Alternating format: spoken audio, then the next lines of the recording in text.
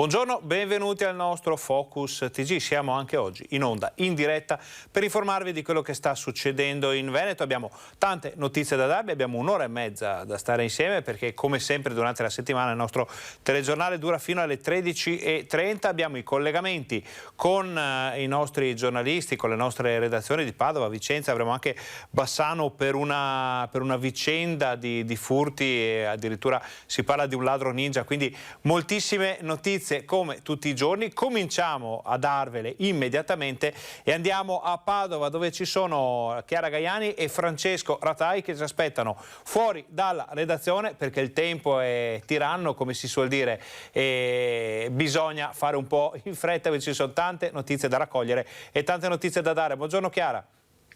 Buongiorno Ferdinando e buongiorno a tutti i telespettatori. Sì, il tempo è tiranno e noi stiamo cercando di muoverci per capire che autunno sarà quello padovano e siamo andati sui colli in modo particolare perché 4 sindaci di comuni importanti di riferimento, Arco Petrarca, Torreglia, Teolo, Galzignano Terme, hanno annunciato con una lettera scritta che non ci sarà nessuna delle tradizionali fiere d'autunno. In particolare, giusto per citarne una che molti conoscono, ad Arco Petrarca non si terrà la fiera sagra delle giuggiole, mentre per quanto riguarda per esempio la città di Vo, che sappiamo insomma è un comune simbolo di questa pandemia e dei suoi lunghi effetti, obiettivamente anche Vo ha bloccato la sagra, la tradizionale sagra di San Lorenzo che si teneva ad agosto, ma invece farà la festa dell'uva la prossima settimana, in cui tra l'altro ci sarà anche l'occasione per premiare il campione paralimpico di nuoto Beggiato, ma sarà una forma di festa statica, quindi purtroppo l'onda lunga del Covid sta davvero penalizzando i nostri territori e anche questi appuntamenti attesi. Molte sono le sagre anche in corso in questi giorni, che sono proprio dei simboli di rinascita, un momento per le persone per tornare a incontrarsi, oltre che insomma anche dei grossi, insomma ci sono anche dei grossi interessi economici che si muovono sotto, ma è proprio anche la voglia delle persone di tornare a stare insieme, non ancora di riabbracciarsi, ma almeno di poter chiacchierare, di stare insieme, di bere qualcosa, di mangiare i piatti della tradizione. Ecco, molte sono in corso adesso per ottobre. I contagi pare purtroppo siano in aumento, i sindaci hanno preferito essere prudenti. Chiara, allora, questo tema è di grande importanza perché sappiamo che le manifestazioni, le fiere paesane, le sagre, soprattutto quelle patronali, erano viste come un ritorno alla normalità per una regione che ne aveva fatto a meno per più di un anno, e adesso queste scelte dei sindaci ci fanno capire che probabilmente si ballerà ancora un po', come dice Zaia, ci sarà da ballare ancora un po' nelle prossime settimane. Poi vediamo insieme i dati che sono appena arrivati per capire da che parte stiamo andando. Però legato a doppio filo col tema delle sagre, delle manifestazioni del tempo libero, c'è il tema dei tamponi. So che voi siete andati in centro perché insomma la situazione dei tamponi è molto importante a Padova. Sì, ti confermo che è alta la pressione soprattutto sulle farmacie in questo momento, dove ci sono delle code vere e proprie, insomma, di persone in attesa di tampone.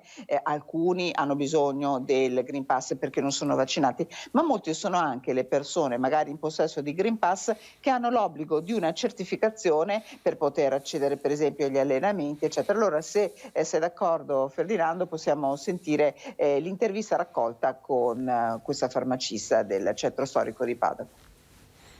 Vediamo se... Nel giorno in questa tenda attrezzata che sorge davanti alla più antica farmacia della città, di fronte a Palazzo Moroni e di fianco a quell'università che le affidò lo stabile nel 1545. A confermarci l'andamento la titolare Emilia Tarana. C'è una maggiore richiesta di Green Pass, richiesta che è sia da parte di persone vaccinate che comunque per determinate occasioni tipo matrimoni o altre riunioni hanno bisogno comunque, anche se vaccinate, di avere il Green Pass, e poi per tante persone che non hanno ancora potuto fare il vaccino e per cui viene richiesto per motivi di lavoro, per esempio gli insegnanti. Numerosi anche i turisti in coda per il tampone prima di accedere ai capolavori di Padova Urbs Picta. Ci sono tantissimi turisti, abbiamo fatto tantissimi turisti che avevano bisogno di visitare i monumenti e non potevano entrare se non avevano il Green Pass, e anche tanti albergatori ci chiedono determinate giornate per poter fare ai loro clienti i Green Pass, perché questi possano poi muoversi nella città liberamente. Un impegno costante per la farmacia. È un impegno notevole e sottolineo la remunerazione non è molto adeguata all'impegno, perché ci vogliono 3-4 persone praticamente dedicate a questo servizio. Nonostante le richieste, anche in questa farmacia non si eseguono, ai fini del rilascio del Green Pass, tamponi salivari rapidi. I tamponi invece salivari, quelli che potremo fare noi, non sono assolutamente consentiti, riconosciuti per il Green Pass dalla Comunità Europea, e c'è a questo proposito un quesito di Federfarma al Ministero per sapere come dobbiamo comportarci. Ecco, per ora voi non li fate per il Green Pass? Per noi col Green Pass non li facciamo perché non è ammesso dalla legge. Chiara, torniamo da Chiara Gaiani a Padova. Allora, abbiamo sentito questa farmacia, sappiamo per esempio che a Vicenza l'amministrazione comunale ha dato il via a una campagna di tamponi sperimentale nella giornata di sabato, nel fine settimana, soprattutto per i turisti in arrivo dall'estero che volevano andare a vedere magari i musei o le bellezze all'interno di Vicenza, o per mangiare un boccone in qualche trattoria, ristorante, osteria del centro storico. Sappiamo che è andata parecchio bene. L'assessore competente ci ha detto che moltissimi sono stati, soprattutto i turisti stranieri, che hanno approfittato di questa proposta per questo Green Pass, diciamo, temporaneo, questo tampone temporaneo. A Padova c'è qualcosa di simile all'orizzonte? No, per ora assolutamente no. Certo, è una proposta che sarebbe da clonare, da ripetere. Credo sia davvero un servizio quello fatto dall'amministrazione di Vicenza e Turisti. Tra l'altro una città, ve lo abbiamo raccontato molto spesso in questi giorni, che dopo la proclamazione di Padova Urbs Picta ha veramente visto arrivare tantissime persone, tantissimi turisti. Noi abbiamo visto turisti di tutti i colori in giro per la città, c'è anche qualche asiatico, quindi davvero Padova ha avuto, insomma, sta vivendo questo effetto Urbs Picta, e lo potrebbero vivere anche i colli, non so, insomma, con il blocco di queste sagre, un autunno che tradizionalmente un periodo molto bello, insomma, certo, no? Molto vivo, molto vivace per i colli, sicuramente sarà penalizzato. Resterei in Zero Colli velocissimamente per darti una notizia di cronaca, perché purtroppo una commerciante di 67 anni è stata investita ieri a Montegrotto, proprio davanti al suo negozio in Viale delle Terme, è stata soccorsa, adesso è ricoverata in ospedale, ma poi ovviamente vi aggiorneremo su queste notizie. E Chiara, se poi mi permetti, sì? vai, Prego Chiara, chiudiamo con questa ultima notizia, poi sappiamo che avete un servizio molto interessante che alza un po' il livello della cronaca di oggi. Sì, vi anticipiamo un servizio che andrà in onda questa sera, forse anche nella vostra pagina di Alta Padovana, la lettera appello scritta da un primario dell'ospedale di Cittadella ai suoi collaboratori, perché ce ne sono 8 di non vaccinati, le lettere di sospensione sono in arrivo, e lui davvero dice: supplico chiunque ancora non si sia vaccinato per il Covid a farlo subito. E adesso ci vediamo assieme al servizio della redazione padovana sulla storia di un ballerino che ha avuto qualche problema con la pandemia, ma che adesso volteggia verso la Scala. Ringraziamo Chiara Gaiani e Francesco Rattai. Ci vediamo ancora se ci sono notizie da Padova.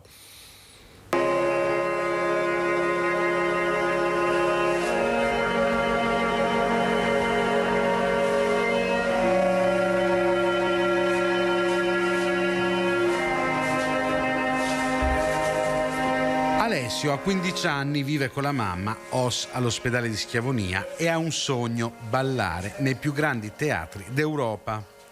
Alessio ha già calcato questi schermi, sì, perché lo scorso anno, durante il lockdown, aveva ballato in questo video per ringraziare sua madre e tutto il personale sanitario dell'ospedale della Bassa Padovana. La danza è da oltre 10 anni la sua passione e il Covid ha cercato di minare la sua carriera. Negli ultimi giorni di febbraio, quando l'ospedale Maria Teresa veniva chiuso e lui, costretto alla quarantena, aveva dovuto saltare un provino con la scuola di danza del Bolshoi. Una delusione fortissima che però non ha scalfito la volontà di Alessio, che adesso ha superato il test fisico-tecnico attitudinale e l'esame medico per l'ammissione all'Accademia Teatro alla Scala di Milano. Corona così il sogno di studiare danza classica, interrotto quel 21 febbraio dell'anno scorso, quando proprio a Schiavonia vennero diagnosticati i primi 2 casi di contagio da Covid-19 del Veneto. Dopo 11 anni di danza classica, contemporanea e moderna, l'ultimo dei quali all'Accademia della Danza di Rovigo, diretta dall'insegnante Chiara La Molinara, Alessio potrà ora studiare e perfezionarsi in una delle accademie più importanti d'Italia. Ora facciamo una brevissima pausa pubblicitaria, state con noi, torniamo fra pochissimo, abbiamo ancora tantissime notizie.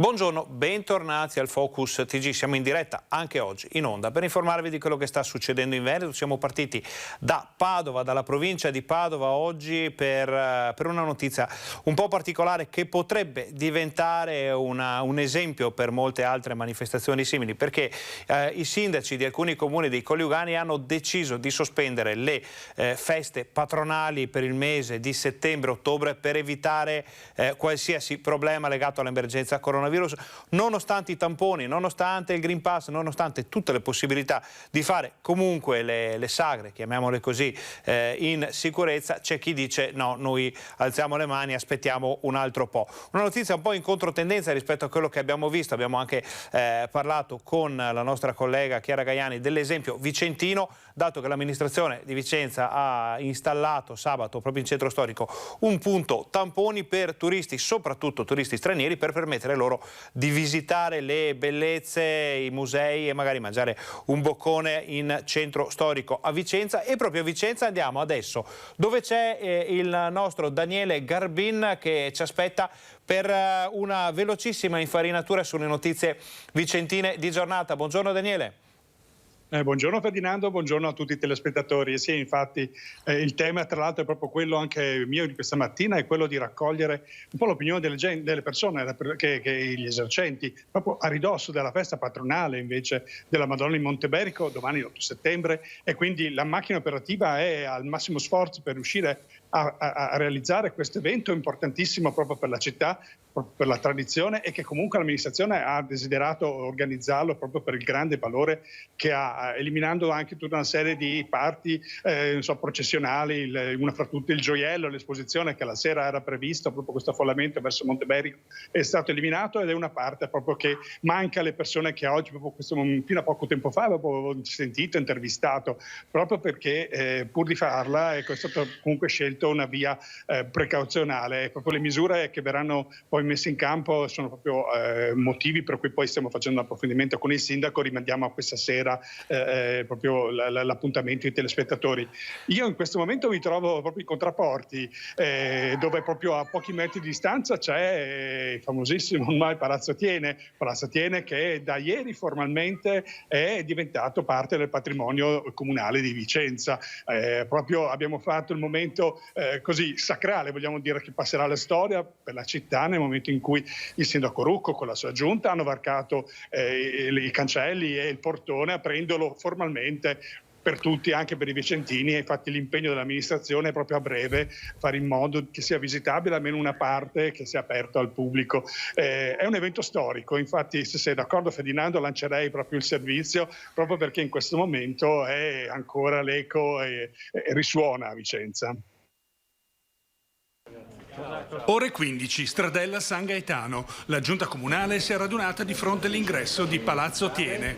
Un momento storico per Vicenza e i vicentini. Da poche ore, formalmente, la proprietà dell'antico e prestigioso edificio è tornata ufficialmente ad essere parte del patrimonio comunale. L'assessore Zocca orgogliosamente esibisce la bozza dell'atto notarile firmata questa mattina. Mentre si attendono gli ultimi convenuti, c'è il tempo per lasciar correre l'immaginazione su cosa potrebbe ospitare questo questo monumento palladiano. Questo è uno spazio che consente concerti, consente mostre, consente conferenze, consente un po' una sintesi di quello che secondo me è il sistema culturale e non solo vicentino. Quindi io, volendo lanciare il cuore oltre l'ostacolo, vedo tante cose contemporaneamente. Tornare in possesso di Palazzo Thiene è una vittoria di tutta la città, ma a presenziare mancano i rappresentanti dell'opposizione. Il sindaco prova ad attendere qualche minuto. Nelle minoranze non c'è nessuno. E finalmente le porte vengono spalancate. Palazzo Thiene è ufficialmente dei vicentini della città di Vicenza, quindi adesso la dedicheremo a loro e chiaramente lo valorizzeremo come patrimonio culturale non solo della nostra città, e quindi lavoreremo a un progetto di gestione. Già nelle prossime settimane lo apriremo ai vicentini per farlo conoscere in tutta la sua bellezza. La caparbietà della nostra amministrazione, in particolare anche degli assessori che mi hanno dato una mano, del Consiglio Comunale che ha sostenuto questa operazione, ha fatto sì che il palazzo tornasse ai vicentini, e questo, ricordiamolo, peraltro è un bene patrimonio dell'UNESCO. Anche Rete Veneta ha fatto la sua parte. Rete Veneta ha fatto una battaglia importante che ci ha permesso anche di diffondere l'idea tra i vicentini di sostenere questa operazione, perché questo è patrimonio del comune che rimarrà per sempre proprio nel comune di Vicenza. Fa piacere vedere che il sindaco Francesco Rucco si è ricordato, e non poteva essere altrimenti, della battaglia che Rete Veneta ha portato avanti in questi anni per Palazzo Thiene, martellando nel vero senso della parola, con servizi settimanali, approfondimenti e anche provocazioni forti, l'opinione pubblica vicentina. Siamo certi, insomma, di poter dire di aver dato una mano anche noi. La redazione di Vicenza si è impegnata in modo molto approfondito, quindi è una medaglia che ci mettiamo al petto assieme ovviamente alla città di Vicenza, assieme all'amministrazione comunale. Adesso comincia un percorso molto importante e che probabilmente sarà anche un po' lungo, Daniele, per capire che cosa fare di Palazzo Thiene, cosa succederà a questo gioiello e a tutto quello che vi è custodito. C'è già qualche idea in proposito? Allora, sì, Ferdinando, è proprio così. Proprio ieri ne accennava il sindaco che adesso la palla si sposta proprio sulla gestione. La gestione del palazzo e la scelta è se tenerla in house, cioè gestita autonomamente dal comune, o se darla a una società esterna. Ecco, questo sarà proprio un giro di consultazioni che il sindaco, con una serie di consulti tecnici anche in consiglio, proprio si riserva di fare. Personalmente lui ha espresso il desiderio che potesse rimanere in capo al comune, cioè per cui una gestione interna. Ovvio che l'ultima parola passa ovviamente a quello che verrà deciso proprio collegialmente. Il desiderio, l'ho detto anche nell'intervista al sindaco, è quella di aprire comunque per quello possibile, proprio per dare modo fin da subito che questo portone sia aperto ai vicentini, per dare segno. Anche questa mattina proprio io ho visto alcune persone fermarsi davanti e cercare di sbirciare dentro per dire è possibile entrare. Ecco, questo sarà proprio quello che stiamo cercando di valutare insieme, e stiamo anche seguendo cosa saranno i prossimi passi in questa direzione. Allora Daniele, subito alla fine del collegamento noi ci vediamo in servizio che avete preparato con le voci dei vicentini sull'argomento Palazzo Thiene. Che cosa vogliono i vicentini? Prima di lasciarti andare, al volo abbiamo già notizie di cronaca o le vediamo eventualmente nel corso della nostra informazione? Rimando comunque a questa sera, ecco, per l'approfondimento. Al momento abbiamo purtroppo un fatto di cronaca, un incidente stradale avvenuto a Schio ieri, un motociclista contro un'automobile, purtroppo a avere la peggio. Il motociclista che è ancora in prognosi riservata, un 55enne di Thiene, che ha impattato con una Peugeot nello svoltare proprio in centro a Schio. Ecco, al momento era entrato in codice rosso, la sua prognosi è riservata. Vediamo se nel frattempo durante la giornata avremo notizie, ecco, più incoraggianti. Al momento segnalo questo evento. Allora Daniele, noi ti ringraziamo intanto per questo collegamento. Come sempre l'invito è di contattarci immediatamente se ci saranno altre notizie da Vicenza. Siamo in diretta fino alle 13:30. Adesso noi ci sentiamo le voci dei vicentini sul futuro di Palazzo Thiene. Che apra come museo gran parte del palazzo, perché ha una collezione di quadri, di compreso il quagliato che hanno un po' buttato via e che non starebbe male lì, e quindi lo tengono come grande monumento della città. Un altro museo, insomma, della città? Magari. magari, qualche bella mostra, qualche bella cosa che possa arrivare, qualcosa per attirare la gioventù. È una bella cosa. E adesso però cosa ne facciamo? Cioè, si sa un po', diciamo. Bisogna che il pubblico che vedere le belle cose che è dentro, perché le belle arti vanno visitate. Farei una mostra con tutte quelle opere d'arte che ha dentro. Credo che solo la vista del palazzo basti perché dentro è meraviglioso. Ma lei è riuscita a vederlo? Sì, io a parte correntista alla Banca Popolare, le devo dire che io quel palazzo lì lo terrei per delle mostre, purché resti aperto però. Museo mi sembra una cosa un po' antica, è una cosa un po' statica. Io sono più per la comunicazione che adesso insomma è un po' limitata a nuovi spazi, a nuove idee, laboratori di creatività anche ai più giovani che comunque hanno delle idee innovative anche attraverso delle danze. Può diventare anche un museo, può diventare tante cose, bisogna vedere le strategie che ha il comune, bisogna vedere quanti soldi ha da impiegare il comune, soprattutto quali sono gli obiettivi del comune. Allora, avete sentito che cosa pensano i vicentini di Palazzo Thiene? Noi abbiamo ancora Daniele Garbini qui con noi, al quale passiamo una notizia che ci arriva dal comune, perché probabilmente lui, essendo fuori redazione, non l'ha ancora vista. È stato denunciato per guida in stato di ebbrezza e resistenza a pubblico ufficiale un uomo che ha un 34enne di Valdagno che qualche sera fa è finito mentre guidava un furgone su un dissuasore in cemento a Borgo Casale. Ha distrutto il dissuasore, il veicolo è rimasto incastrato. All'arrivo degli agenti l'uomo ha evidenziato forti sintomi di ebbrezza alcolica, tanto da riuscire a stento a reggersi in piedi. Poi tutto il resto lo raccoglie la nostra redazione di Vicenza e ce lo racconta questa sera nel TG. Daniele, se non c'è altro noi ti lasciamo andare ai tuoi molteplici impegni che immaginiamo a Vicenza ce ne siano di cose da raccontare. Va bene, d'accordo Ferdinando. Sì, ho sentito anche così un'anticipazione dell'arresto di un pusher, ma è proprio un'anticipazione, così pochi dettagli abbiamo raccolto in questo momento, non ne ho parlato proprio perché era brevissimo. Vi do appuntamento appunto ai telespettatori questa sera a saperne di più. Grazie Daniele, buon lavoro, buona giornata. Noi adesso andiamo a vedere sempre a Vicenza il tema dei vaccini. Abbiamo fatto un po' il punto con lui sotto Berica.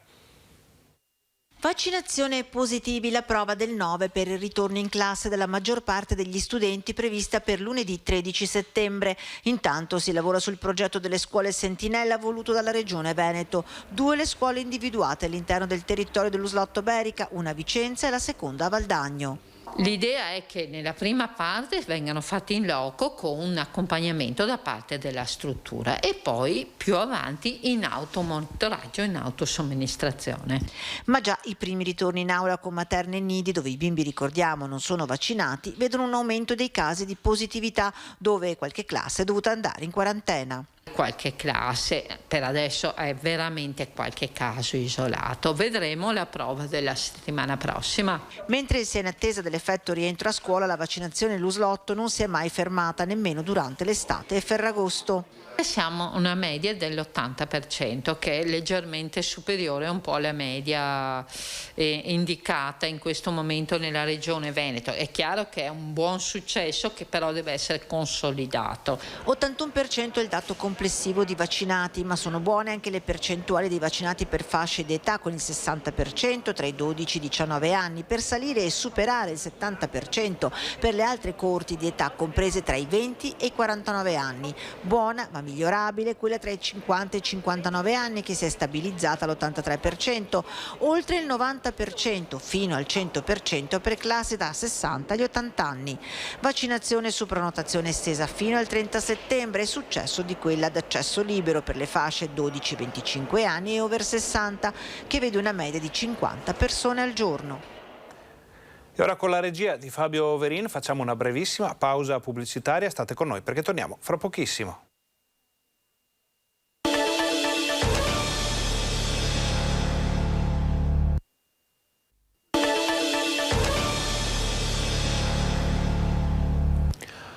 Buongiorno, bentornati al nostro Focus TG. Siamo in diretta anche oggi in onda per informarvi di quello che sta succedendo in Veneto. Abbiamo visto le ultime notizie da Padova e da Vicenza. Vicenza non solo Green Pass, non solo cronaca, ma la bella notizia dell'apertura definitiva, del ritorno nella disponibilità della città di Vicenza e dei suoi cittadini, ma in generale di tutti i veneti, di tutti gli amanti del bello e dell'arte, di Palazzo Thiene. Una battaglia condotta per lungo tempo anche da Rete Veneta, che si è concretizzata nell'acquisizione da parte del municipio. Adesso si vedrà se si gestirà in house, come ha detto il sindaco Francesco Rucco, oppure se verrà affidato a qualche associazione. Insomma, c'è tanta strada da fare, ci sono molte idee sul piatto, come sempre noi ve le racconteremo. Da Vicenza andiamo a Venezia, dove ci sono Ilaria Marchiori e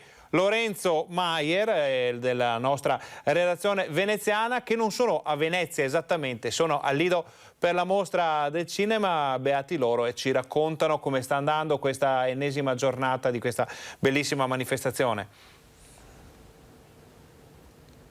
Sì, buongiorno Ferdinando, buongiorno a tutti i nostri telespettatori. Questa volta in questo collegamento abbiamo due piccioni con una fava, ben due inviati, anche se qui abbiamo Lorenzo Maier, che è il nostro inviato proprio di punta qui alla mostra del cinema. Noi ci stiamo occupando moltissimo di quelli che sono tutti gli eventi nella sezione eventi della regione del Veneto, Veneto Film Commission, ma poi abbiamo anche Lorenzo Maier che segue ora dopo ora tutto quello che succede alla mostra del cinema. Lorenzo, senza di te non avremo tutti gli aggiornamenti. No, non è vero, ma facciamo del nostro meglio, chiaramente, con tutta la squadra, ovviamente. Ecco, tu che insomma la mostra del cinema è iniziata ormai da quasi una settimana, è iniziata il 1° settembre, lo scorso mercoledì.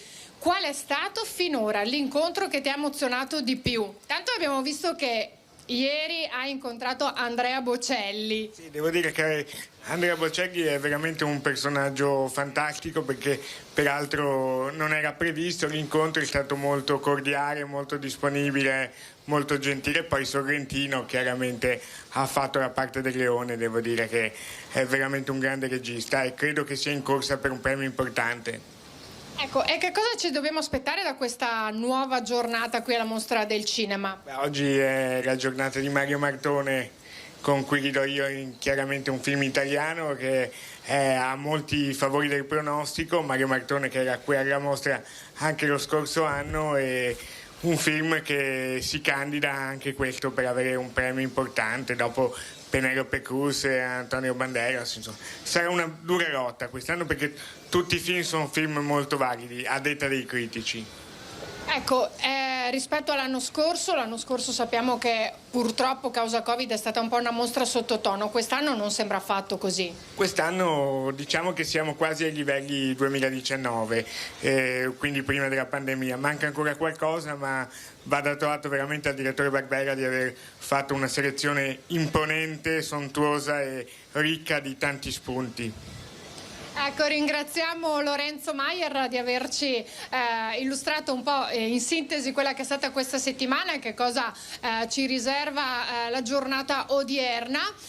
Però ricordo anche che questa è una giornata importante qui nella sezione eventi della regione Veneto, Veneto Film Commission, perché è proprio la giornata dell'assessorato all'istruzione e la formazione. Proprio ieri è stato anche approvato un importante bando, tale per cui ci saranno degli ITS, dei nuovi istituti, delle nuove scuole, per chi appunto non lo sapesse, che formano i ragazzi che appunto vorranno approcciare al mondo degli audiovisivi. Dunque tutto quello che sono i macchinisti, gli elettricisti, insomma tutto il mondo degli audiovisivi a 360 gradi, importantissimo. Ecco, Lorenzo, volevi dire un'ultima cosa prima di chiudere? Sì, domani poi la mostra ricorderà tutte le vittime del Covid, lo volevo sottolineare con questo documentario su Bergamo girato da Simone Ventura, quindi sarà un momento carico di emozione nel ricordo di chi ci ha lasciato e di chi sta lottando ancora contro il Covid.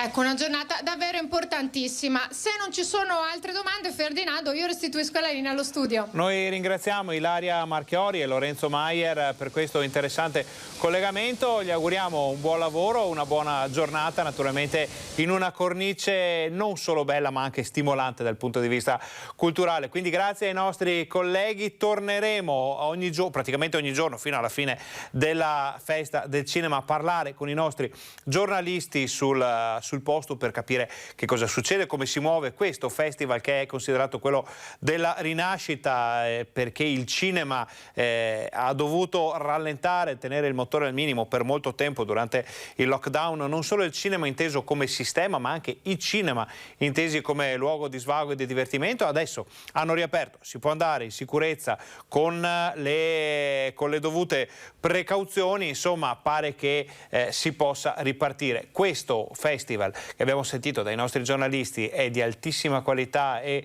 estremamente frizzante, per così dire, insomma dovrebbe essere un traino per tutto il settore. Come sempre ve lo racconteremo nei nostri telegiornali. Adesso cambiamo decisamente argomento, abbiamo una corposa pagina di cronaca e iniziamo dalla notizia dell'omicidio avvenuto in provincia di Verona. È stato arrestato per omicidio volontario il 38enne vicino di casa della donna che è stata trovata uccisa. Stava scappando in sella alla sua moto di grossa cilindrata, ma è stato intercettato dalla polizia lungo l'autostrada A1 a Firenze e fermato. Si tratta di Emanuele Impellizzeri, 38 anni, accusato di omicidio volontario. L'uomo avrebbe ucciso Chiara Ugolini, 27 anni. Si tratta del vicino di casa della giovane, trovata morta nel suo appartamento. La donna era tornata a casa verso le 14 dopo aver lavorato nel negozio di abbigliamento del papà del suo ragazzo. Alle 18 doveva tornare per un altro turno, ma Chiara non è mai arrivata. È stato il fidanzato allarmato dopo averla cercata telefonicamente più volte ad andare a casa. La 27enne era a terra con una ferita alla testa. L'uomo ha chiamato il 118, ma per Chiara non c'era più nulla da fare. Immediate le indagini dei carabinieri. Il 38enne, che si trova in carcere a Firenze, avrebbe ammesso parzialmente le proprie responsabilità. Secondo la sua versione sarebbe entrato furtivamente in casa di Chiara dal terrazzino, ma sarebbe stato scoperto dalla 27enne. Poi l'aggressione. L'uomo avrebbe spinto violentemente la giovane che, cadendo a terra, ha sbattuto la testa. Le indagini dei carabinieri per capire ora il movente dell'aggressione. Per il momento si ipotizza una rapina, ma non è esclusa un'aggressione a sfondo sessuale. Secondo quanto si è appreso, l'indagato era stato sottoposto alla misura dell'affidamento in prova per una rapina commessa. Il sospetto omicida abita al piano terra della stessa palazzina dove viveva a secondo piano la vittima. Chiara era andata ad abitare a Calmasino di Bardolino per stare accanto al fidanzato. L'intera comunità sconvolta. Chiara faceva parte del Volli Palazzolo. La società oggi affida a questo messaggio la tragica notizia: la nostra Chiara non è più tra noi. La nostra giocatrice della prima divisione e allenatrice di squadra giovanile è stata trovata priva di vita in casa. Gli inquirenti stanno lavorando per capire come sono andati i fatti ed assicurare i responsabili alla giustizia. Una preghiera per Chiara, sentite condoglianze ed un abbraccio alla famiglia che possa alleviare il dolore per questa tremenda perdita. Ciao Chiara. La procura ha disposto l'autopsia sul corpo della 27enne che potrebbe essere eseguita mercoledì o giovedì. Su questo argomento arriva anche una comunicazione social del fidanzato della ragazza uccisa, che dice: tu sei e resterai per sempre la mia metà, la parte che mi completa, la mia ragione di vivere. Abbiamo passato 1000 avventure, ma era solo l'inizio. Avevamo migliaia di progetti insieme rimasti in sospeso. Non ti preoccupare, amore mio, ti porterò per sempre con me dentro al mio cuore. Queste le parole di Daniel Bongiovanni, fidanzato di Chiara Ugolini, uccisa in casa appunto domenica scorsa a Bardolino, in un post su Instagram che sta facendo il giro del web. Torneremo su questo argomento se ci saranno altre novità da parte delle nostre redazioni che si stanno interessando del versante naturalmente delle indagini. Adesso però, prima di continuare, perché c'è tantissima cronaca in arrivo da tutto il Veneto, noi facciamo una brevissima pausa pubblicitaria. State con noi, torniamo fra pochissimo. Oggi siamo come sempre in diretta fino alle 13:30.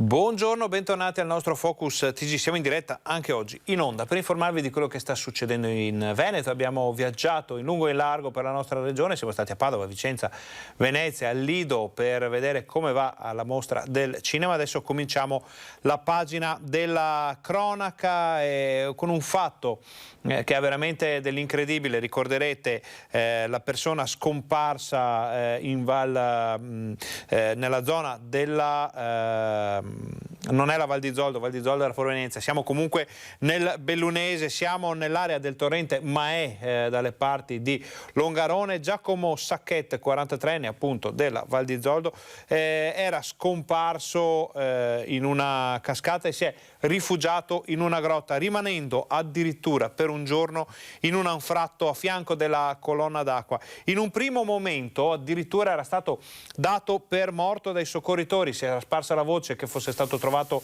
il corpo, invece si è salvato restando appunto per più di 24 ore nascosto per sicurezza naturalmente all'interno di una grotta parzialmente allagata in cui l'aveva spinto l'enorme pressione della colonna d'acqua. Il torrentista 43enne di Val di Zoldo è stato recuperato nel primo pomeriggio di ieri dal soccorso alpino dei vigili del fuoco, portato in ospedale. I soccorritori sono riusciti a passargli una corda con la quale l'uomo si è assicurato a un imbrago, lo hanno trascinato oltre il flusso della cascata fuori dalla corrente della vasca. È stato infine recuperato con un vericello dall'elicottero del SUEM di Pieve di Cadore. Era partito da casa sua in mattinata per scendere lungo il Maè per un'escursione di canyoning e non era più rientrato. A lanciare l'allarme è stato un suo amico che lo aspettava verso sera. Incredibile questa vicenda, a lieto fine. Stessa zona, provincia di Belluno, per ora finale diverso, quello relativo alle ricerche di Federico, l'uomo di cui non si hanno tracce ormai da giorni. Era partito per una passeggiata nella zona di Pralongo, Val di Zoldo, era salito verso Colcerver, pare per 2 passi, non è stato più trovato. Centinaia di persone hanno partecipato alle sue ricerche che ora sono state sospese. Ricerche sospese, l'esito del vertice che si è svolto in prefettura a Belluno, che ha valutato lo stato dell'arte delle ricerche per ritrovare Federico Lugato, 39 anni, l'escursionista veneto residente a Milano, disperso dal 26 agosto in Val di Zoldo, nelle Dolomiti bellunesi. Ricerche giunte ad un punto fermo, senza avere elementi utili per poterlo rintracciare, da cui la decisione di sospendere. Si riprenderà qualora dovessero emergere segnali della sua presenza e per questo proseguirà il monitoraggio della zona al fine di captare tracce provenienti dal territorio. Il 12° giorno quindi segna il giro di boa anche per i volontari civili, in pausa per oggi, come aveva dichiarato la moglie Elena su Facebook, che nonostante il dolore non esaurisce la speranza. Abbiamo aperto un conto corrente che si chiama Troviamo Federico. A ieri la cifra che abbiamo raccolto è stata di 27.000 euro. Il conto corrente rimarrà aperto e serve a sostenere le spese che abbiamo avuto in questi giorni noi volontari civili, e la cifra restante verrà devoluta al soccorso alpino. E nonostante la dilaniante attesa, ore concitate e difficili tra speranza e rassegnazione, Elena rivolge un appello affinché questa esperienza sia d'aiuto ad altri amanti della montagna. Non andate mai soli, dice, e usate accorgimenti specifici per evitare tragedie come quella che sta vivendo lei e la famiglia di Federico. Ad esempio si può attivare la geolocalizzazione di Google, si può tenere il cellulare acceso e collegato a un power bank, ci si può vestire di colori sgargianti in modo che in caso di soccorsi magari con i droni sia facile identificare, sia facile essere identificati. Sapremo poi nel corso della giornata se e come riprenderanno le ricerche della persona dispersa ormai da giorni nella zona della Val di Zoldo. Cambiamo decisamente zona, cambiamo decisamente argomento, andiamo a Padova perché ci sono novità sull'aggressione in centro, o presunta tale, perché il questore dice le telecamere smentiscono il racconto. L'uomo non è assolutamente la Gotham City, quindi non è un luogo dove avvengono risse tra gruppi contrapposti.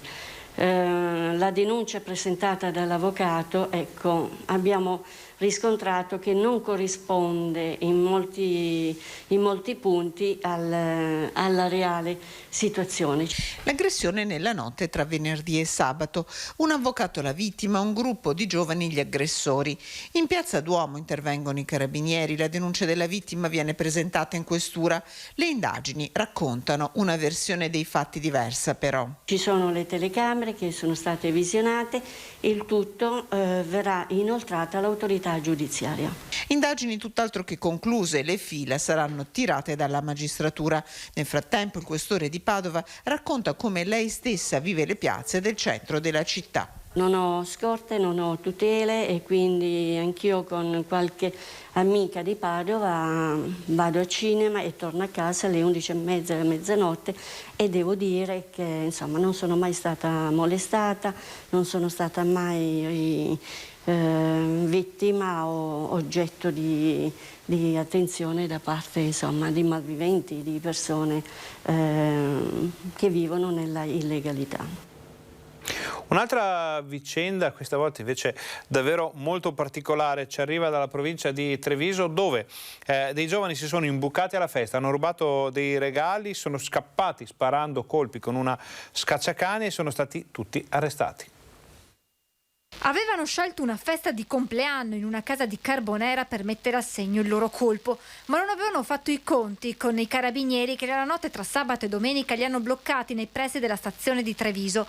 I militari durante un normale controllo hanno notato 4 giovani tra i 18 e i 19 anni aggirarsi intorno ad uno scooter. Quando si sono avvicinati, i ragazzi hanno tentato la fuga gettando in un canale le chiavi del mezzo. Lo scooter era stato rubato 2 mesi fa al padre di uno dei giovani che è stato arrestato. Un successivo controllo ha permesso ai militari di trovare nel sottosella del ciclomotore diversi oggetti. Sono stati rinvenuti degli oggetti e degli abiti che erano stati rubati poco prima nel corso di una festa privata a Carbonera. C'era una macchina fotografica digitale, una collana, un bracciale, c'erano anche una felpa e un giubbotto che 2 di loro indossavano durante il controllo. Parte della refurtiva, del valore complessivo di circa 1 migliaio di euro, altro non era che regali fatti ai 2 festeggiati dagli invitati al ricevimento, al quale il gruppetto aveva preso parte pur non essendo invitato. Si sono imbucati, dopodiché sono stati mandati via e con una pistola scacciacani che poi è stata rinvenuta insieme a altre 2 giocattolo, insieme alla refurtiva, hanno esploso un colpo in aria per poi allontanarsi in 3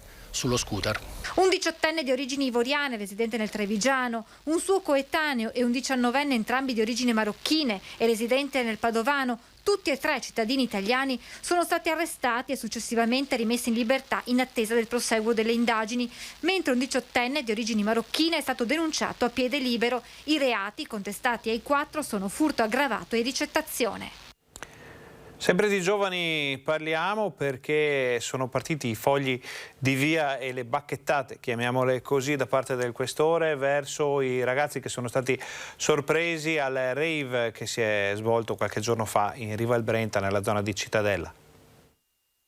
Il più giovane ha 18 anni, il più vecchio 42. Sono 26 i partecipanti al rave party bloccato dai carabinieri una settimana fa lungo le rive del Brenta tra Cittadella e Fontaniva, raggiunti da provvedimenti firmati dal questore di Padova Isabella Fusiello dopo la dettagliata informativa ricevuta dai carabinieri di Cittadella.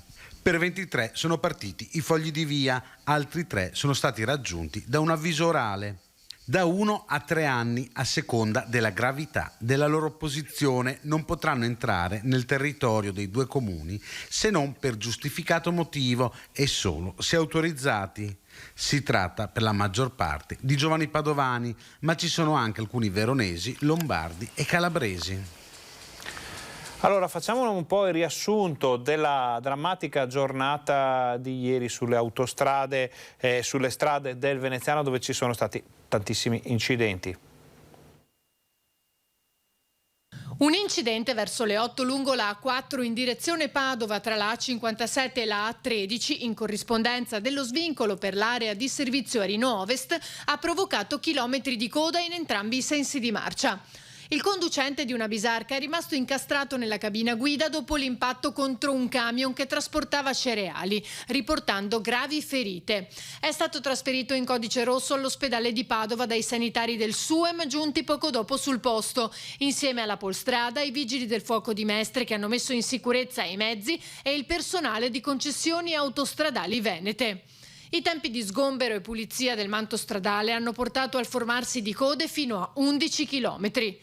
Lavoro per i vigili del fuoco anche domenica sera a Noale lungo via Noalese all'altezza di Moniego. Erano circa le 23 quando 2 auto per cause in fase di accertamento si sono scontrate frontalmente. Una è carambolata nel fossato a lato strada. Nell'auto rimasta sulla carreggiata c'erano una mamma ferita e la figlia piccola di 2 anni illesa. Altre 4 persone viaggiavano nell'auto finita nel fosso. Tutti i feriti sono stati assistiti dal personale del SUEM e 3 di loro trasferiti in codice rosso all'ospedale. I carabinieri hanno eseguito i rilievi mentre le operazioni di soccorso dei pompieri sono terminate verso le 2. Sempre domenica sera, poco dopo le 21, in via Santa Maria di Campagna 90 di Piave, un'auto è uscita di strada finendo contro un palo di cemento. 2 i feriti trasportati all'ospedale in gravi condizioni. Sul posto, oltre ai vigili del fuoco, anche i carabinieri. Cambiamo zona, cambiamo argomento, il tema è sempre quello della cronaca, ma andiamo a Bassano dove ladri acrobati si sono poi trasformati in demolitori per sfondare un muro all'interno di un vivaio per rubare poche decine di euro. Di sicuro sapevano come muoversi e come eludere le telecamere della videosorveglianza all'interno del capannone dove vengono custoditi attrezzi e macchinari del vivaio Idea Verde. Siamo in via Gobetti, a Bassano. I ladri sono saliti sul tetto, hanno aperto una grata di areazione posta nella parte alta della struttura, sono entrati seguendo attentamente il perimetro non coperto dai sensori. Hanno raggiunto il muro che confina con l'ufficio e usando mazze e piccone hanno praticato un foro abbastanza largo per farci passare una persona. Sono quindi riusciti a entrare, raggiungere la cassa, lasciando un disastro di calcinacci ovunque, come si può ben vedere dalle immagini. Una volta dentro si sono dovuti accontentare di appena 100 euro, il minimo che i titolari Albino e Patrick Bordignon, memori di altri furti subiti in passato, hanno deciso di lasciare nel registratore. L'amara sorpresa per i proprietari del vivaio al mattino, quando si sono trovati tutto a soqquadro, non è rimasto altro che denunciare l'episodio al commissariato di via Pecori Giraldi. E questi ladri invece sono stati un po' sfortunati perché hanno bucato una gomma dopo un furto a Camisano Vicentino e hanno abbandonato camion e refurtiva. Camisano Vicentino, autocarro abbandonato in mezzo alla strada in Viale dell'Innovazione. All'interno materiali in ferro, dischi e piastre per un valore di 70.000 euro. I carabinieri, avvisati dai residenti, hanno poi verificato che il camion era stato rubato a Bondeno nel Ferrarese, mentre il carico all'interno era stato sottratto in un'azienda di Veggiano nel Padovano, la Italflange. I ladri, secondo quanto ricostruito dopo il furto, hanno abbandonato l'autocarro in strada per una gomma a terra e si sono dati alla fuga. E vediamo anche che cos'è successo sempre nella Bassanese, dove c'è un ladro, cosiddetto ladro ninja per il suo abbigliamento che assomiglia un po' a quello di questi personaggi che ormai sono entrati nell'immaginario collettivo. È sfuggito per un niente alla cattura da parte delle forze dell'ordine, ma ha lasciato un indizio molto importante. Braccato e circondato dai carabinieri, quello che è stato chiamato il ladro ninja del Marosticense abbandona lo zaino con dentro tutte le attrezzature da scasso usate per i numerosi colpi, almeno una ventina a suo carico nell'ultimo mese. Salta una siepe alta più di 2 metri e riesce a far perdere le tracce. Forse non del tutto però, perché ora i carabinieri, dalle impronte lasciate sugli attrezzi e dal DNA, risaliranno a breve al ladro che sta terrorizzando tutta l'area. Assieme a lui ci sarebbero in azione tra Colcerese, Pianezza e altre bande che in 2 casi avrebbero forzato una finestra con il solito trucco del foro sull'infisso di un salone di bellezza e di un appartamento. In entrambi i casi sarebbero stati disturbati e messi in fuga a mani vuote dai passanti. Anche nel caso del ladro solitario sono stati proprio i residenti che, notando domenica notte l'uomo aggirarsi per il paese, hanno dato l'allarme al 112. I carabinieri, che negli ultimi tempi hanno intensificato i controlli, sono confluiti in via Einaudi a Pianezze con 4 veicoli accerchiando il ninja che, dicevamo, è vero che è scappato, ma ha commesso l'errore di lasciare troppe tracce dietro di sé. Adesso ha le ore contate.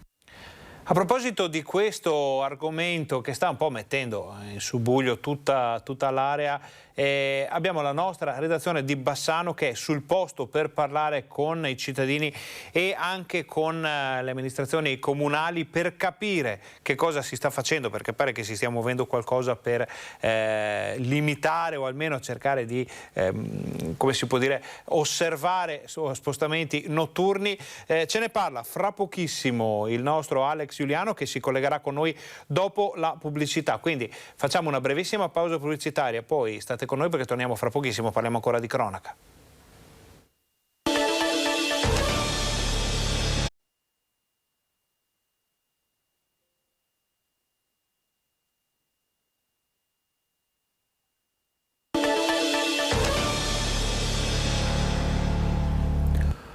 Buongiorno, benvenuti al nostro Focus TG, siamo in diretta anche oggi in onda per informarvi di quello che sta succedendo in Veneto, lo saremo fino alle 13:30, quindi cominciamo questa parte della nostra informazione con la regia di Fabio Verin, con i dati che ci arrivano dall'azienda Zero della Regione del Veneto e vediamo assieme che strada sta prendendo la pandemia nella nostra regione. Allora aumentiamo un po' per vedere meglio i dati tutti assieme. Allora, sono 583 le nuove positività riscontrate nella giornata di ieri, nelle scorse ore in pratica con i tamponi.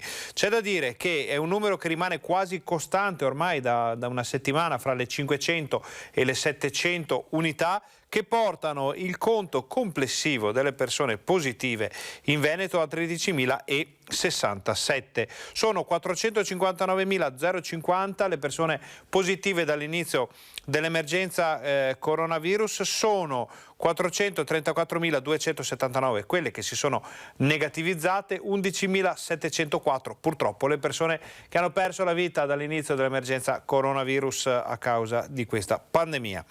Scendiamo nella seconda parte della tabella, che è molto importante, secondo alcuni addirittura più importante di quella che abbiamo appena visto, perché ci fa capire la situazione della sanità del Veneto. Abbiamo in area non critica 242 persone ricoverate, di cui 209 ancora positive, 33 che si sono negativizzate nel frattempo. Sono invece 54 le persone ricoverate in terapia intensiva, di cui 8 negativizzate, le altre 46 ancora positive. Possiamo vedere assieme velocemente dove sono queste persone. Vedete che praticamente tutti gli ospedali del Veneto ne hanno qualcuna, a parte pochissime situazioni, 7, il numero più alto c'è la Padova con 7 ricoverati, poi Verona con 6, tutti gli altri sono fra i 4, i 3 e le 2 unità. Tutto questo per dire che abbiamo un bilancio positivo di 4 unità in area non critica, un bilancio negativo di un'unità in terapia intensiva. Purtroppo non si placa l'ondata di decessi che da qualche giorno è salita sopra l'unità, le 2 unità che avevamo nei giorni scorsi. Siamo oggi a 3. Questo per quanto riguarda l'emergenza coronavirus nei dati della Regione del Veneto. Noi allora facciamo un breve passo indietro, il cosiddetto riassunto delle puntate precedenti, perché ne aveva parlato anche il presidente Luca Zaia nell'ultima conferenza stampa di cui abbiamo disponibilità. Sentiamo cosa aveva detto.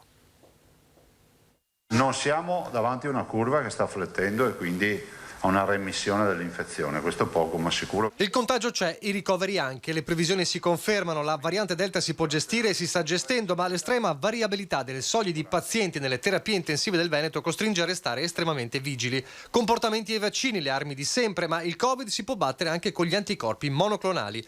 La lotta su questo fronte va avanti e vede un'impennata di trattamenti nell'ultima settimana, 109, con un obiettivo. Il target per noi, secondo i nostri calcoli, dovrebbe essere di 220 pazienti alla settimana. Un'accelerazione dovuta anche al recente via libera di AIFA all'uso dei monoclonali non solo per i pazienti con fattori di rischio particolari, ma per tutti i positivi. Dati alla mano, degli 8.434 trattamenti effettuati finora in Italia, 1.167 riguardano il Veneto, seconda regione a livello nazionale. Finora si rilevano 738 casi chiusi, cioè persone guarite. L'89% non ha avuto bisogno di ricovero. Un farmaco ben tollerato, le reazioni sono state soltanto il 3% e molto lievi. Cruciale la spinta della Regione per il forte coinvolgimento dei medici di base che individuano i pazienti candidati al trattamento. La segnalazione del medico entra in un portale, viene registrata in uno degli 11 centri specializzati in Veneto. Infine c'è la somministrazione del farmaco, fatta in ambulatorio ospedaliero in un paio d'ore. Un'arma in più, oltre alla vaccinazione, sulla quale Zaia invoca ancora una volta un intervento forte del governo in tema di comunicazione, perché nel 20% dei veneti ancora senza immunizzazione, al di là dei Novax irriducibili, le anime sono diverse, una in particolare. Chi ha paura di vaccinarsi? E la paura è un sentimento umano che va rispettato, ma la paura va anche informata. Cioè, siamo davanti a un governo che non sta informando i propri cittadini. Quindi io penso che la pubblicità progresso istituzionale, ma non di dire vai a vaccinarti, spiegare che cos'è il vaccino, poi ognuno in un ambito di volontarietà decide cosa fare. I 5 punti di proposta al Premier su vaccini e Green Pass stilati dalla Lega sabato nella videoconferenza tra Salvini e il governatore del Carroccio sono nero su bianco le stesse proposte che aveva già avanzato Zaia. Insomma, senza troppi giri di parole, ha vinto la sua linea, in attesa della cabina di regia di giovedì, anche sul fronte degli uffici pubblici come quelli della Regione. Staremo a vedere, certo è che se ci sarà un provvedimento noi lo faremo rispettare. E il dibattito coinvolge anche la scuola. Al di là di docenti e personale scolastico, ipotizzabile a breve termine un Green Pass anche per studenti di scuole medie e superiori? Per Zaia no. Prevedere un Green Pass per andare a scuola vuol dire venire meno all'obbligo scolastico e alla volontarietà vaccinale, se prendiamo il caso estremo di uno che non si è vaccinato, no? Quindi ho l'impressione che sia molto articolata anche dal punto di vista giuridico da sostenere una cosa del genere. Perché siamo davanti a un obbligo scolastico che non prevede l'obbligo della vaccinazione, ma la volontarietà della vaccinazione.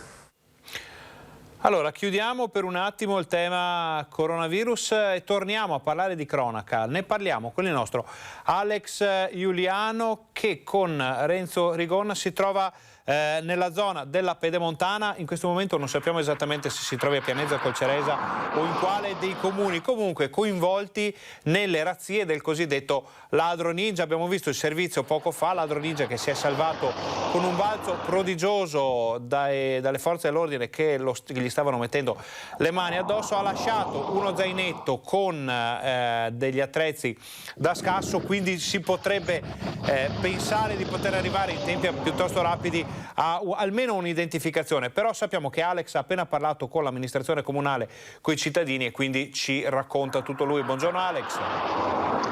Buongiorno Ferdinando, buongiorno ai nostri telespettatori. Dici bene, siamo a Colceresa, proprio di fronte al municipio. Abbiamo appena finito di intervistare il sindaco Enrico. Abbiamo qualche problema di connessione, immaginiamo, se si è frizzato, come si dice in gergo, l'immagine. Cerchiamo di capire. Allora, siamo in pausa. Alex, noi ci siamo, ritentiamo, cerchiamo di capire se tiene la linea. Al massimo poi ne parliamo nel TG di questa sera. Ridiamo la linea a Alex Giuliano. Purtroppo il segnale qui è scarso, io cerco di andare avanti, di aggiornarvi. Dicevo, abbiamo intervistato il sindaco di Colceresa che ci ha raccontato, ci ha dato un quadro molto più preciso della situazione inerente al ladro ninja, il cosiddetto ladro ninja. Pensate che fino a poco fa, fino a ieri, si parlava di una ventina di furti messi a segno nel Marosticense. Ebbene, oggi si parla invece di più di 30 furti andati a buon fine o comunque tentati in un lasso di tempo molto stretto. Come anticipavi tu, proprio l'altra notte il ladro è stato braccato, quasi acciuffato, e nel tentativo di scappare in via Einaudi si è lasciato alle spalle uno zaino con all'interno un trapano, degli attrezzi, chiamiamoli, del mestiere per lo scasso, e pensate, anche una piccola curiosità, anche un pezzo di formaggio hanno trovato i carabinieri all'interno del suo zaino. Lo zaino sicuramente servirà agli inquirenti per facilitare l'identificazione, però paura a Colceresa, c'è paura a Pianezze. Il primo cittadino di Colceresa ha ricordato come le pattuglie siano in servizio praticamente 24 ore su 24. Durante la notte 3 o 4 pattuglie dei carabinieri fanno la cosiddetta ronda in tutte le zone del Marosticense, quindi fra Pianezze, Molvena, Mason, Colceresa. Si sta veramente facendo tutto il possibile. La raccomandazione è quella di avvertire immediatamente le forze dell'ordine allora vedesse qualcosa, semplice movimento. Allora Alex, noi ti abbiamo perso, abbiamo però capito la situazione, abbiamo anche capito l'appello da parte delle autorità, perché in questo caso l'aiuto dei cittadini ad avvertire. Naturalmente nessuno chiede a nessuno di farsi giustizia da solo, di intervenire, di fare chissà cosa, basta una rapida telefonata alle forze dell'ordine. L'intervento, visto il numero di pattuglie che circolano, è sicuramente immediato. Allora, noi ringraziamo Alex Giuliano per questo collegamento. Tutto il resto, con l'intervista, con l'approfondimento, con qualche notizia che naturalmente non c'è stato il tempo e modo di dare adesso, che va ancora verificata, lo vediamo nel telegiornale di questa sera, TG Bassano, al quale vi diamo appuntamento per capire un po' di più di questa ondata di furti davvero incredibile che si sta verificando nella zona fra la Pedemontana e diciamo i contrafforti dell'altopiano dei 7 comuni, Colceresa, Pianezze, zone bellissime, però che in questo caso si trovano a dover gestire un ninja, appunto, come dicevamo prima. Davvero sembra inafferrabile. Cambiamo argomento, parliamo adesso di cultura, una mostra molto interessante su Noè Bordignon. Un'emozione forte perché è una mostra territoriale che coinvolge 13 enti locali, 13 comuni, da Castelfranco Veneto a San Zenone, Asolo, Cartigliano, insomma 2 province. Era emozionato oggi il presidente Marcon riaprendo la sala consiliare del Sant'Artemio alle iniziative territoriali, come l'esposizione dei dipinti di Noè Bordignon programmata dal 18 settembre al 16 gennaio. Emozionato anche come sindaco della città che ha visto nascere uno degli artisti trevigiani e veneti tra fine 800 e inizi 900 che ha lasciato il segno nei nostri territori. Tante le opere presenti sia in collezioni private che nei musei, ma anche in tante chiese tra la Marca e il Bassanese. Perché proprio Noè Bordignon e non, ad esempio, abbiamo sentito Kandinsky o altre iniziative, magari gli impressionisti che qui vanno sempre di moda?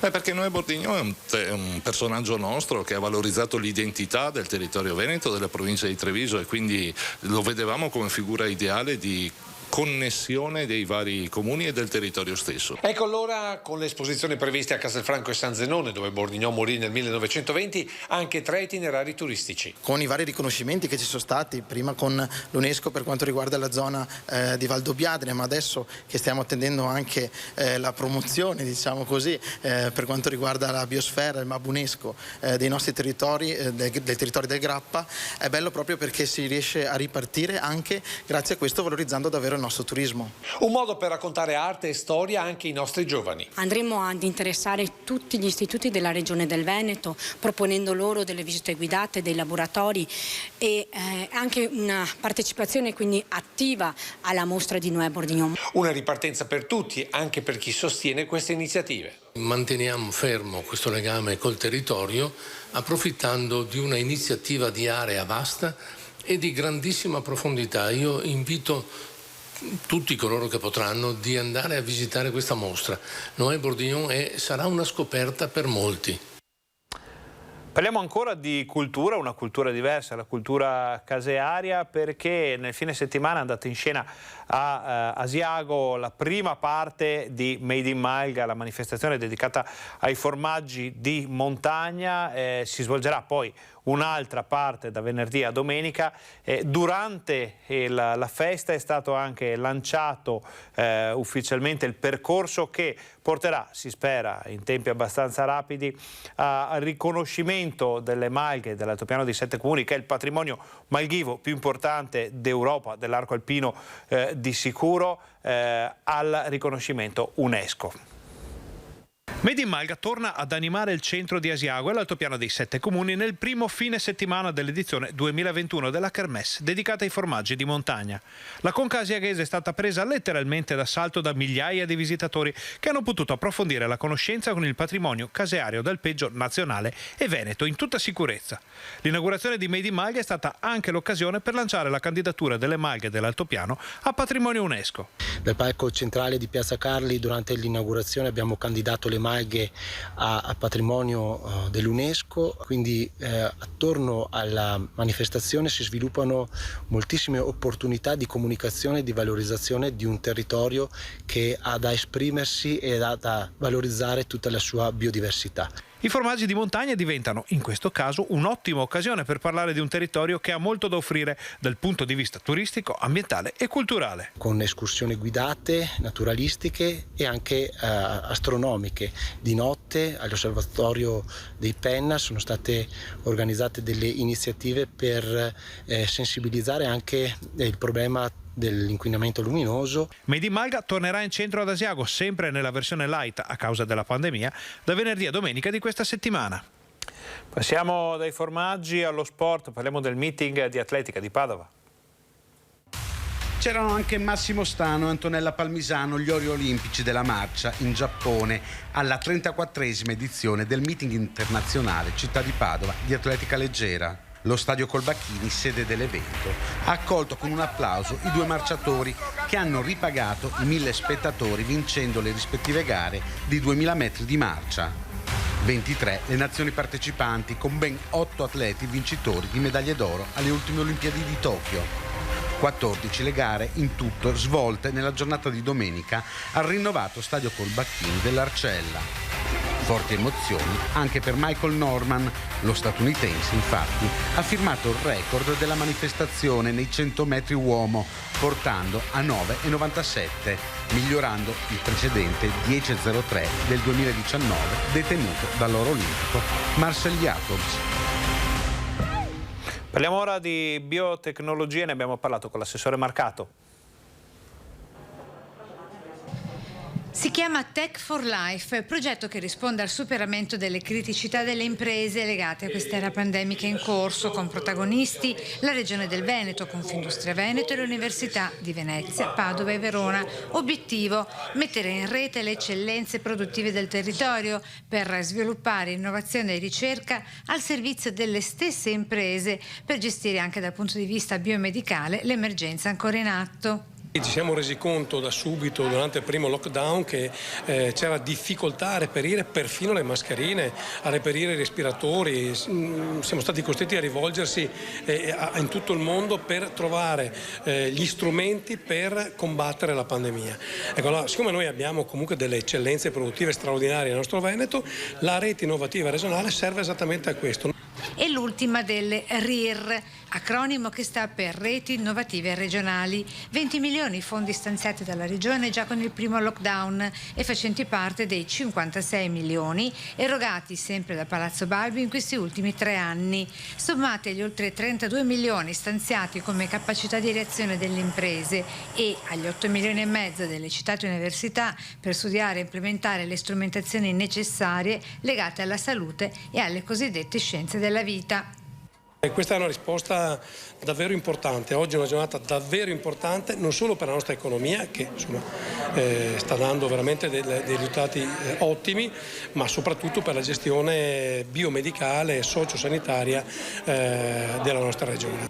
Domotica, digitalizzazione e robotica sanitaria tra gli obiettivi strategici anche in termini di formazione delle competenze, ideatore questo imprenditore veneto.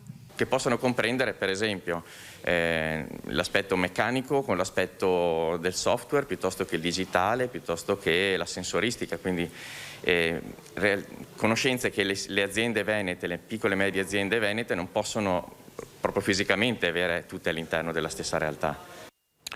Faremo una brevissima parentesi per riparlare dell'emergenza coronavirus, perché il Presidente della Regione Veneto, Luca Zaia, ha detto, e abbiamo un lancio di agenzia su questo argomento, staremo a vedere la decisione del governo, parliamo naturalmente di Green Pass, certo che ogni decisione sarà dettata anche dalle indicazioni scientifiche. Attendiamo di vedere cosa deciderà il Comitato Tecnico Scientifico e poi la declinazione dell'indicazione per la popolazione. Lo ha detto il Presidente Veneto, Luca Zaia, in relazione alle ipotesi di estensione del Green Pass. La vaccinazione, dice Zaia, sta funzionando. A oggi l'80% dei ricoverati in terapia intensiva sono persone non vaccinate. Questo per quanto riguarda l'estensione del Green Pass. Per quanto riguarda invece i vaccini, Luca Zaia ha puntualizzato un argomento decisamente di grande attualità. Da 2 mesi sollecito il governo su questa terza dose. Dichiarazioni ufficiali di Luca Zaia. Abbiamo 1.600 persone già schierate per la vaccinazione, dice il Presidente. Siamo pronti con 68 centri vaccinali e abbiamo un potenziale per 50-55.000 vaccinazioni, ricorda Zaia. Appena ci autorizzano partiamo. Siamo molto preoccupati per i fragili, ma anche per gli anziani. Il tema della terza dose sarà di grande importanza da qui alle prossime settimane. Se ne parla da mesi, ne parlavamo già con l'assessore alla sanità Manuela Lanzarin prima di Ferragosto, quando le abbiamo chiesto che cosa sarebbe successo. Anche lei ci aveva detto: noi siamo pronti in qualsiasi momento, deve decidere però il governo al quale la Regione Veneto sta facendo pressione da 2 mesi, che sta sollecitando il governatore Luca Zaia. Non ci sono risposte, speriamo ne arrivino quanto prima. Allora, chiudiamo il nostro telegiornale tornando alla mostra del cinema di Venezia, perché la mostra del cinema dà voce alle artiste dell'Afghanistan. E la sua è una testimonianza diretta alla 78esima Mostra Internazionale d'Arte Cinematografica di Venezia, che taglia oggi la tappa del Giro di Boa con numeri in grande crescita, quasi ai livelli del 2019. Non ci sono solamente red carpet e mondanità, ma anche uno spazio importante per lanciare un appello alla solidarietà circa le gravi questioni internazionali, come per esempio l'Afghanistan. Questo è il racconto della regista afghana Sara Karimi. Negli ultimi 20 anni, prima del 15 agosto, ci sono state molte speranze, molti tentativi un po' di cambiare quella che era la coscienza collettiva e l'opinione pubblica, sia internamente che esternamente, sull'Afghanistan. Moltissime filmmakers, registi e registe donne soprattutto, che hanno svolto del lavoro molto importante e di grandissima qualità, che sono apparse su diverse piattaforme. Io per esempio sono stata a Venezia, ma altre sono state in altri festival.